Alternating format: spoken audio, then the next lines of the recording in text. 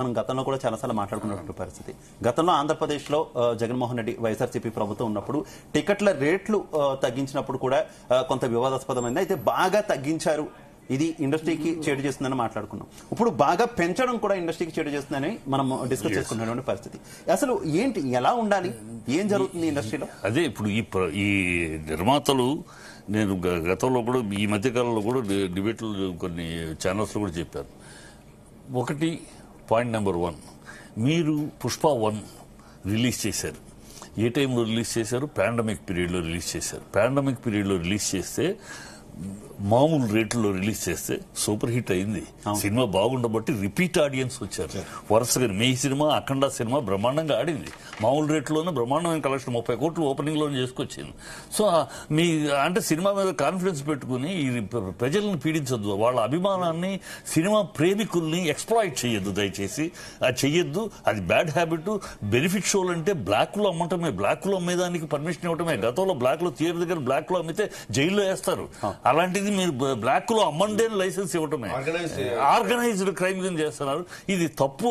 మన ప్రొడ్యూసర్లు కూడా దీనికి ఎంకరేజ్ అవ్వద్దు. అంటే మీకు సినిమా మీద కాన్ఫిడెన్స్, ఎప్పుడు కూడా సినిమా మీద కాన్ఫిడెన్స్ లేని ప్రొడ్యూసరే, లేనివాడే ఇలాంటివి కావాలి. ఎందుకంటే ఈ మొదటి 3 రోజులు ఈ క్రేజ్ ని క్యాష్ చేసుకోవాలి, తర్వాత మన సినిమా ఉంటుందో ఉండదో అని భయపడే వాళ్ళే ఆ పని చేస్తారు. మీరు ధైర్యంగా మంచి సినిమా తీశారు అనుకుంటున్నారు, మంచి సినిమా తీశారు అంటున్నారు, కనపడుతుంది, అందరూ మంచి సినిమా అవుద్దని ఎక్స్పెక్ట్ చేస్తారు.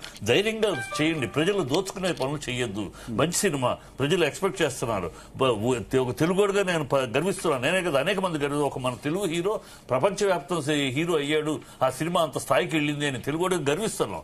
అలా గర్వించి ప్రతి తెలుగుడు గర్వించే సినిమా తీశారు కదా, రిలీజ్ అవుతుంది కదా, అలా గౌరవం ఉండదు. ఈ సందర్భంలో మీరు ఈ చిన్న చీప్ ఆలోచనలు ఎందుకు? వాళ్ళ దోచుకుందాం, ఈ క్రేజ్ ఎందుకన్నా క్రేజ్ని ఎన్కాష్ చేసుకుందాం. ఎందుకు ఈ ఆలోచన, ఎందుకు ఈ అనవసరపు ఆలోచన? ఇది ఎప్పుడు భయస్థుడే. తన సినిమా 3 రోజుల తర్వాత నిలబడుతుందో నిలబడదో అనే భయం ఉన్నవాడే మొదటి 3 రోజుల్లో పిండేసుకుందా, ఎంత పిండదా? మీకెందుకు ఆ భయం? 3 ఏళ్ళు కష్టపడి తీశారు కదా, ఎందుకు అంత భయం? సతీష్ కమల్ గారు చెప్పినట్టు టికెట్ల రేట్లకు సంబంధించి గవర్నమెంట్ ఇచ్చినటువంటి ఆర్డర్ ఒకటైతే, మనకు బుక్ మై షోలో కనిపిస్తున్నటువంటి రేట్లు ట్యాక్స్లు కాకుండా ఒకటి ఎక్కడ పోతుంది అనుకోవాలి డబ్బు అంతా? ఇప్పుడు 800 రూపాయలు అన్నారు చూడండి, బెనిఫిట్ అది ఎంత తెలుసా అండి? నా కొడుకు మామూలు ట్రై చేస్తే 1250 రూపాయలు. బయట పేరుకి 800, అన్ని కలిపి 1280 రూపాయలు. అంటే ఈ డబ్బు ఎక్కడికి వెళ్తారు, ఎవరి దగ్గరికి వెళ్తారు?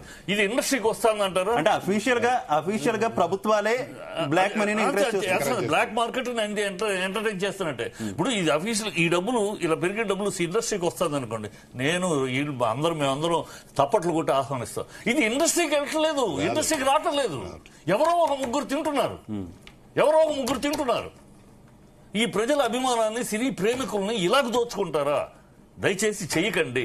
ఇది గౌరవంగా, అంటే అందరూ చేస్తున్నారు, మేము చేస్తున్నాం, ఇష్టం ఉన్నాడు కొంటాడంటే, మోసగించే కూడా ఉన్నప్పుడు మేము మోసగిస్తామండి అని అంటే ఎలా ఉంటుంది? అలా ఉంది లాజిక్. కొనేవాడు కొంటాడండి, మీకెందుకు అని అంటే మోసం. ఇది లాజిక్ అంటాడు. దావుద్ ఇబ్రహీం కూడా ఒకసారి అన్నాడు. దావుద్ ఇబ్రహీం, హర్షద్ మెహతా అని ఉన్నాడు పెద్ద స్మగ్లర్. ఆయన పట్టుకున్నప్పుడు మోసపోయే వాళ్ళు ఉంటే మోసగిస్తాం, వాట్ ఈస్ దేర్ అన్నాడు. అలాగుంది లాజిక్. కొనేవాడు కొంటాడండి, మీకెందుకంటే అది కరెక్ట్ కాదు కదా. సతీష్ కమల్ గారు, ఈ పిటిషన్ వేసిన